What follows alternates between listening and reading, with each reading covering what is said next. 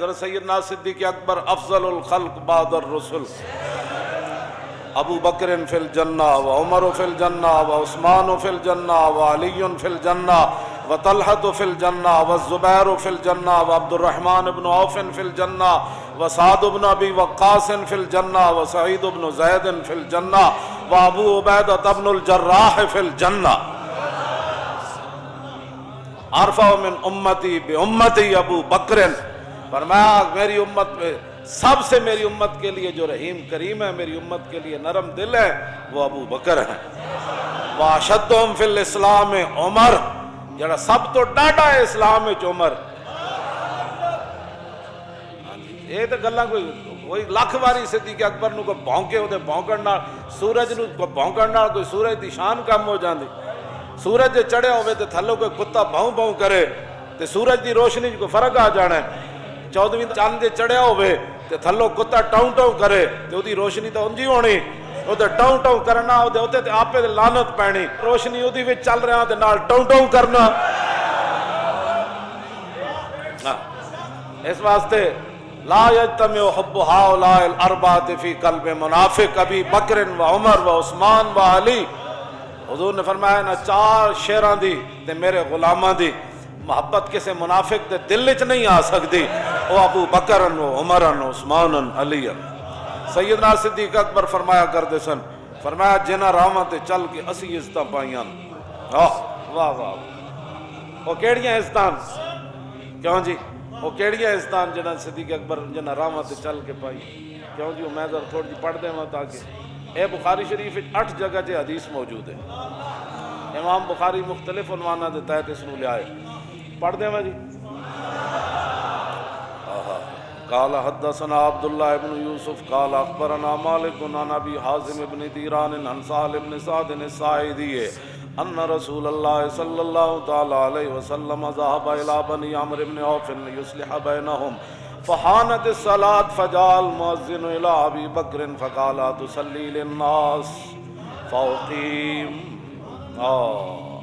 قال نعم فصلى ابو بکر فجاء رسول اللہ صلی اللہ تعالی علیہ وسلم والناس في الصلاة فتخلص حتى وقف في الصف فصفق الناس وكان ابو بکر لا يلتفت في صلاته فلما اكثر الناس التصفيق التفت فرأى رسول الله صلى الله تعالى عليه وسلم فاشار اليه رسول الله صلى الله تعالى عليه وسلم ان امكث مكانك فرفع ابو بکر رضی اللہ تعالی عنہ یدہ فحمد اللہ علی ما امرہ به رسول اللہ صلی اللہ تعالی علیہ وسلم من ذلك ثم استاخر ابو بکر حتى استوى في الصف وتقدم رسول اللہ صلی اللہ تعالی علیہ وسلم فصلى فلما انصرف قال یا ابا بکر ما منعك ان تثبت اذ امرتك فقال ابو بکر ما كان لابن ابي قحافة ان يصلي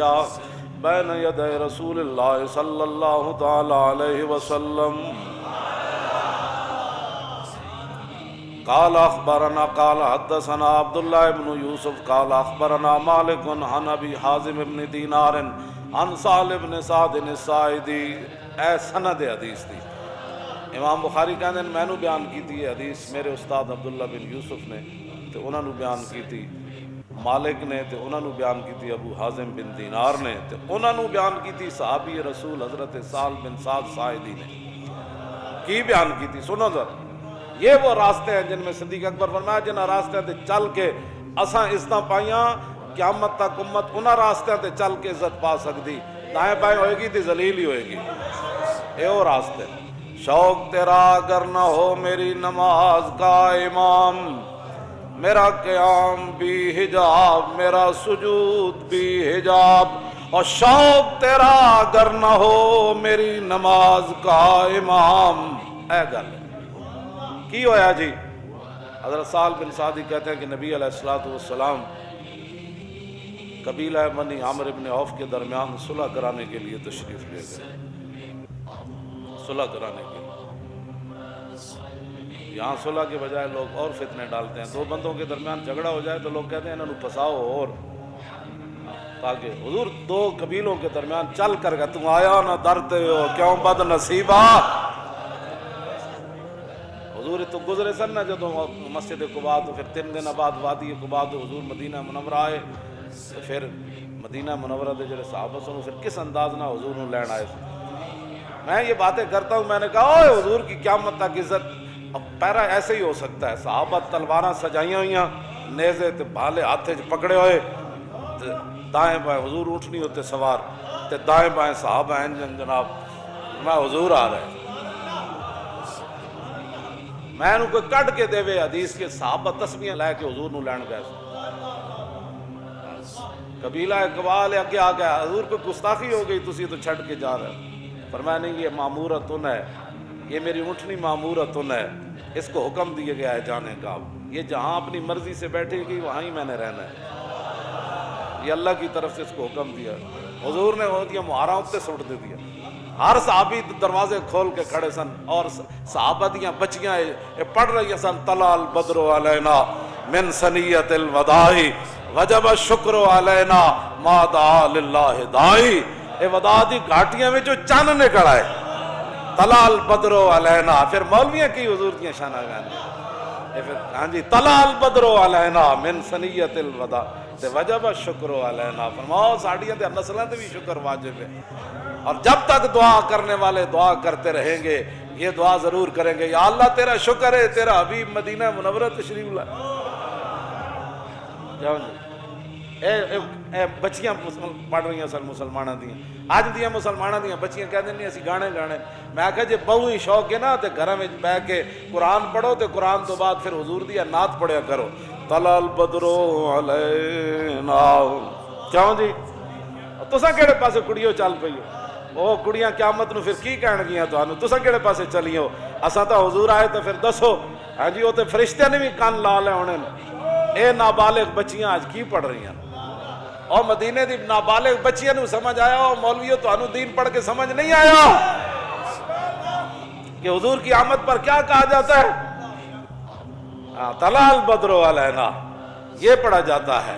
حضور نے صحابہ نو بلایا، بھئی آپ چلیے، 3 دن حضور ہجرت کے بعد قباء شریف رہے، وہاں حضور نے مسجد تعمیر فرمائی، اور حضرت عبداللہ بن رواحہ جدوں پتھر چک کے لے آندے سن تے آپ موڑے تے بڑے بڑے پتھر تے قد افلح من یعالج المساجد ویقرأ القرآن قائما وقاعدا ولا یبیت اللیل عند راقدی۔ پھر ساڑھے سیرت نگارہ نے لکھا کہ جدوں نے شعر پڑھے نا، پھر رسول اللہ اپنی زبان اقدس سے حضور بھی یہ شعر دہراندے سن، تم کہتے ہو کہ امریکہ کی غلامی کر کے تم کامیاب ہو جاؤ گے، تم کہتے ہو کہ حضور نبی علیہ السلام کی عزت کے ساتھ غداری کر کے تم کامیاب ہو جاؤ گے، تم عورتیں مسجدوں کے محراب کے اندر نچا کر دنیا کے اندر عزت پا جاؤ گے، اور تم قرآن و حدیث نصاب سے نکال کر دنیا کے اندر فلاح پا جاؤ گے۔ سنو رسول اللہ کے غلام نے شعر کیا پڑھے، اور اس زبان، وہ زبان جس کو سب گن کی کنجی کہیں، اس زبان پر بھی یہ شعر جاری ہو گئے۔ حضرت عبداللہ بن رواحہ فرماتے ہیں قد افلح من یعالج المساجد، فرمایا قیامت تک وہی مسلمان کامیاب رہے جنہوں نے مسجدوں کو آباد رکھا۔ یا مسجدوں میں کڑیاں نچائیاں، اسی تے مسجد وزیر خان دی آبادی واسطے گئے۔ قد افلح من یعالج المساجد ویقرأ القرآن قائما وقاعدا، فرمایا قیامت تک وہ مسلمان کامیاب ہو گئے جو کھڑے کھڑے بھی قرآن پڑھتے رہے اور بیٹھے ہوئے بھی قرآن پڑھتے رہے۔ ولا یبیت اللیل عند راقدی، اور جب دنیا سو جائے تو پھر اٹھ کے نمازاں پڑھتے رہے، وہ کامیاب ہو۔ قبیلہ بنی عامر بن عوف کے درمیان حضور صلح کرانے کے لیے تشریف لے گئے، نماز کا ٹائم ہو گیا، حضرت بلال آ گئے، آئے کہ نہ گول صدیق اکبر کو، ان کو پتہ تھا کہ رسول اللہ کے بعد جس نے اس مصلی پر کھڑا ہونا ہے یہی ہے۔ جب بلال ابو بکر کو آن، اور کس لیے آئے؟ نماز پڑھانے کے لیے آئے۔ اگر صدیوں بعد کسی کو ابو بکر کی امامت اور خلافت پر تکلیف ہے تو اپنی موت خود مر جائے، گٹر میں منہ ڈالے، ہمیں اسے کیا غرض ہے؟ کیوں جی؟ ہاں تو وہ تو صدیق اکبر کے پاس آئے، صحابہ ہزاراں، وہاں حضرت عمر بھی موجود، عثمان غنی بھی موجود، مولا علی بھی موجود، ابو ہریرہ بھی موجود، ابی بن کعب بھی موجود، ابو عبیدہ بن جراح بھی موجود، عبد الرحمن بن عوف بھی موجود، سعد بن ابی وقاص بھی موجود، سعید بن زید بھی موجود، اور ابو ذر غفاری بھی موجود۔ جنہاں دے بارے حضور نے فرمایا آسمان تے تھلے تے زمین تے اتے اج تک یہ جا سچا بندہ کوئی نہیں چلیا. یہ ساریاں شانہ والے موجود، لیکن حضرت بلال کو پتہ تھا کہ رسول اللہ جب ظاہری دنیا سے تشریف لے جائیں گے تو اس مسلح پر جس نے کھڑا ہونا ہے بلال پہلے کھڑا کر دے انہیں. فرمایا آپ نماز پڑھائیں گے؟ تاخیر ہو گئی حضور کے تشریف لانے سے، میں اقامت پڑھوں؟ فرمایا ہاں پڑھے اقامت. اقامت حضرت بلال نے پڑھی، صدیق اکبر نماز پڑھانے کے لیے کھڑے ہو گئے. فجاء رسول اللہ والناس فی الصلاۃ. صحابہ نماز پڑھ رہے تھے، اس دوران حضور جلوہ گر ہو گئے، حضور آ گئے. بخدا خدا کا یہی ہے تھا. نماز صدیق اکبر پڑھا رہے ہیں اور پیچھے حضرت فاروق اعظم کھڑے ہیں، عثمان غنی کھڑے ہیں، حیدر کرار کھڑے ہیں، خالد بن ولید کھڑے ہیں، حضرت مسنہ کھڑے ہیں، حضرت شرحبیل کھڑے ہیں، حضرت درار بن ازور کھڑے ہیں. باقی صحابہ دا زیرہ پاندے سن نہ جنگ اجتے، آپ قمیض بھی لا دیں دے سن. تم آیا نہ درتے ہو کیوں بد نصیبہ، یہ درار بن ازور بھی پیچھے کھڑے سن. جب رسول اللہ تشریف لائے، یہ بخاری شریف میں پڑھ رہا ہوں بغیر ترجمے کے ہے، والناس فی الصلاۃ فتخلص. جب حضور تشریف لائے تو صحابہ کو کیسے پتہ چلا حضور آ گئے؟ کوچا کوچا میں مہک دیا یہاں بوئے قمیص، اور یوسفستان ہے ہر ایک گوشہ کنان عرب. حضور جس گلی جو گزرے تازہ خوشبو آئی. جب تازہ خوشبو مسجد نبی شریف میں آئی تو صحابہ کو پتہ چل گیا حضور آ گئے. پچھلی صف سے حضور تشریف لائے، ایک صحابی ایسے ہو گئے، دوسرے ایسے ہو گئے، حضور آگے بڑھے، بڑھتے بڑھتے حضور پہلی صف میں تشریف لائے. یہ سارا کچھ نماز میں ہو رہا ہے. شوق تیرا اگر نہ ہو میری نماز کا امام، تیری نگاہ ناز سے دونوں مراد، تیری نگاہ ناز سے دونوں مراد، تیری نگاہ ناز سے دونوں مراد، اور تیری نگاہ ناز سے دونوں مراد، تیری نگاہ ناز سے دونوں مراد، تیری نگاہ ناز سے دونوں مراد، تیری نگاہ ناز سے دونوں مراد.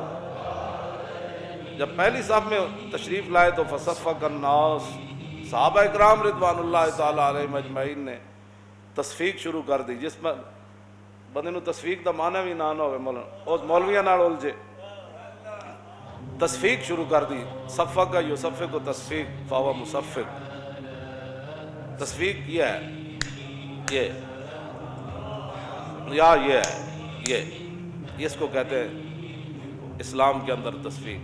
صحابہ نے ہاتھ ہاتھ مارے، صدیق اکبر نے متوجہ کر رہے ہیں حضور آ گئے.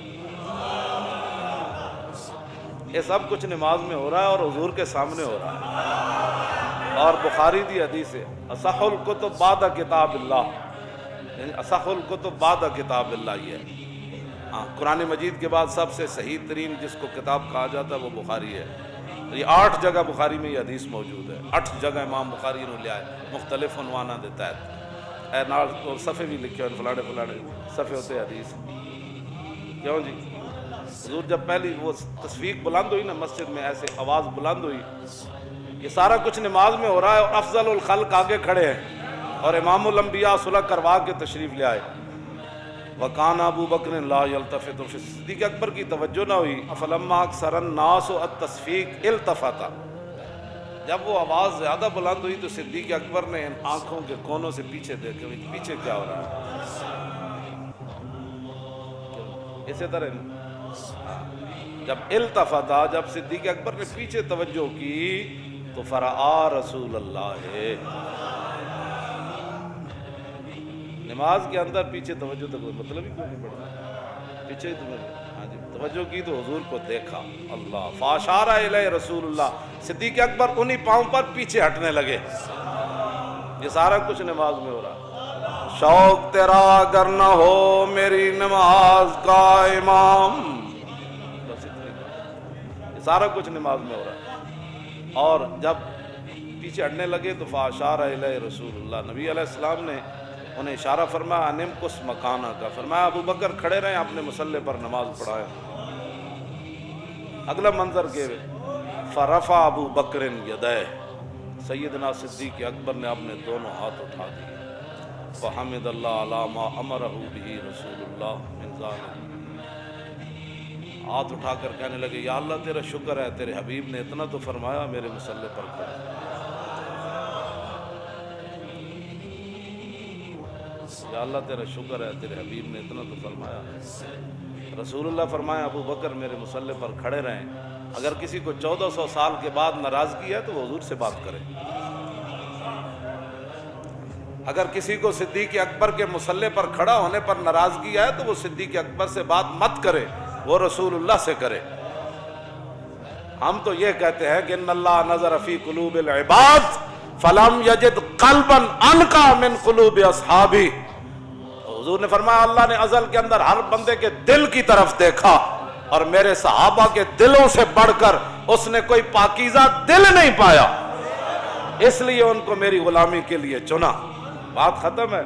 ثم استاخر استاخر یستاخر، کیوں جی؟ صدیق اکبر پیچھے آ گئے۔ ثم استاخر ابو بکر حتی استوى فی الصف، صدیق اکبر پہلی صف میں آ کر کھڑے ہو گئے، وتقدم رسول اللہ، حضور آگے بڑھ گئے مصلی امامت پر، حضور آگے بڑھ گئے صلی اللہ تعالی وصلی، باقی نماز حضور نے پڑھائی۔ اللہ فلما انصرف، جب حضور نے نماز مکمل کر لی تو قال یا ابا بکر ما منعک ان تثبت اذ امرتک، فرمایا ابو بکر جب میں نے کہا تھا کہ کھڑے رہو پھر پیچھے کیوں آئے؟ شوق تیرا اگر نہ ہو، وہ جانتے تھے، انہوں نے جو حضور کی عظمت اپنے ذہنوں میں بٹھا لی تھی نا، ان کو کبھی کوئی اور خیال ہی نہیں آیا کبھی۔ یہ تو گند جب ذہن میں ہو تو کیوں ایسے تھا تو پھر یہ ایسے کیوں ہوا، تو پھر ایسے تھا تو پھر ایسے کیوں ہوا، ساری زندگی حضور نے اسی لیے تو فرمایا کہ جس کو ساری زندگی میرے بارے میں شک رہا قبر میں وہ مجھے نہیں پہچان سکے۔ اے اسی کہندے ہیں اوئے آج لے ان کی بنا، لب تاریخ لبیک کا ایک ہی مقصد ہے کائنات میں، رزق تو اس دار میں کتوں کو بھی مل جاتا ہے، ہمارا یہی مقصد ہے کہ حضور کی امت حضور سے انِ واہ پیار کرے، اور کوئی مقصد کوئی نہیں، اتنا ہی ہمارا مقصد ہے، انِ واہ پیار کر۔ جی حضور نے فرمایا جب میں نے کہا تھا تو پھر تم پیچھے کیوں آئے؟ آگے صدیق اکبر نے کیا عرض کی، ما کان لابن ابی قحافہ یصلی بین یدی رسول اللہ، حضور ابو قحافہ کے بیٹے کی جرت ہو سکتی تھی کہ آپ کے سامنے کھڑا ہو کر نماز پڑھائے؟